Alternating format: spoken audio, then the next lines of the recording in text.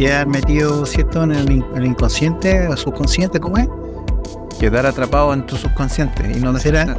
¿Será real eso? O sea, no despertar, pero quedar metido dando vueltas. Hay casos tan raros que, por ejemplo, una persona despierta y no se acuerda de nada, y su cerebro automáticamente realiza una especie de reimpronta. Por ejemplo, si un actor se mete tanto en el personaje, ¿será verdad también que dentro de su inconsciente después no puede salir del personaje? Y es lo mismo, ¿no? Que O tal vez el personaje hizo conectar o magnificó heridas que tenía por proceso de similitud. Pero, por ejemplo, en los procesos disociativos, sean cuales sean, no sé, por ejemplo, la esquizofrenia, tiene que ver, bueno, a pesar de que hay una fragmentación de la identidad, así como cuando uno rompe un vidrio, las personas con esquizofrenia están perdidas en la fantasía. Por eso ven imágenes oníricas. Alucinaciones. Alucinaciones. No tienen que estar dormidos para experimentarlas. Exactamente, entonces están viviendo en carne propia todas esas proyecciones inconscientes. Oye, Isaac, a ver, entonces, por ejemplo, un trauma, un hecho traumático podría ser un inception. Sí, por supuesto. Claro, porque muchas veces cuando estas situaciones generan un impacto emocional tan grande, esas emociones se quedan instaladas en lo más profundo de la persona, y esas emociones van definiendo, hablemos mejor de sentimientos, porque igual un trauma se suele complejizar entre hartos tipos de emociones que uno sintió en ese proceso traumático, pero a raíz de ese impacto emocional va definiendo más o menos los pensamientos que la persona tiene sobre sí mismo y sobre el entorno. Por ejemplo, muchas veces cuando ocurren situaciones de trauma, las personas tienden a censurar aquella cosa, situación, objeto que les generó inicialmente ese trauma. Bueno, la película en el fondo muestra eso, porque Cobb, ¿cierto?, cuando perdió a su esposa se le creó un trauma. Claro. ¿Cierto? Y él inhibió, ¿cierto?, ese sentimiento, lo guardó. No lo inhibió, se guardó ese sentimiento, ¿cierto? Y esa proyección la dejó en su subconsciente, ¿cierto? Y por eso él quería, en el fondo, no sé si pedirle perdón a la esposa, pero quería mantener ese recuerdo para poder dejar tal vez de sufrir. No, yo pienso que en el caso de él era algo que estaba dentro del proceso de recuperación que él tenía que hacer sí o sí. Y al final de la película se deja entrever de que sí lo superó, y que fue igual. Ahí le puso Nolan, ¿cierto?, con la pirinola ahí y el tótem dando vueltas en la mesa, que no se caía nunca. Entonces que te dejaba con la duda, pero no, pues ahí uno entiende de que en realidad él ya superó su trama. Además no estaba en un sueño, porque estaba su suegro ahí, y el suegro no era parte de esa memoria, ese recuerdo. Entonces él tenía que vivir todo eso, porque claramente en la película se ve, después de la mitad de la película, se ve que la que tenía el conflicto, la persona que estaba confundiendo las cosas y que lo hizo de manera así heavy, fue Maud, que era la esposa de él, porque terminó convencida de que la vida real en donde ella, después de que despertó, esa era la falso, y que ella tenía que volver a donde estaba antes, y para eso se mató. Entonces allí ella tenía ese serio problema, pero Cobb, claro, tenía el dolor de la pérdida y la experiencia, y tenía que superar esa especie de culpa por él haber originado esa idea, pero era un proceso que él tenía que hacer, y evidentemente sí pudo superarlo. Y ahí cuando se muestra todo eso, el desenlace en la película, la música, pero cobra Oye, Hans Zimmer. Mira, Cuando mezclamos Hans Zimmer y Nolan, te dejo. Yo quería que destacar algo del Joel, porque es bonito ese momento cuando él la tiene en sus brazos y da a entender, entre comillas, que como que se está perdonando de ella, como que le está pidiendo perdón. Pero cuando estaba viendo la película, volví a esa parte y me quedé harto rato repitiendo eso. Pero en todo momento él se pide perdón a sí mismo por haber intentado a través de la fantasía construir una imagen de ella. Claro. Y él dice y se perdona sobre eso. Y que no puede continuar, decía él. Sí. Me perdí con esa parte, hay que verla de nuevo.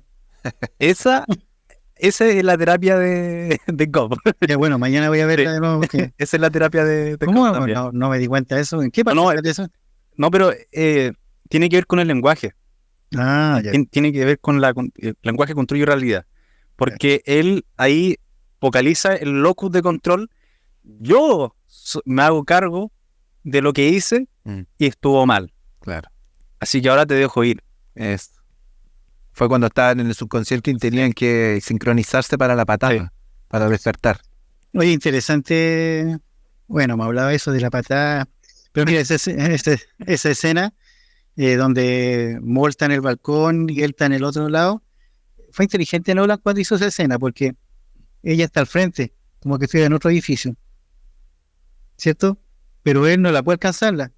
Entonces, lo que yo el otro día te comentaba fue, a veces, cuán cerca estamos de alguien, pero al final estamos lejos.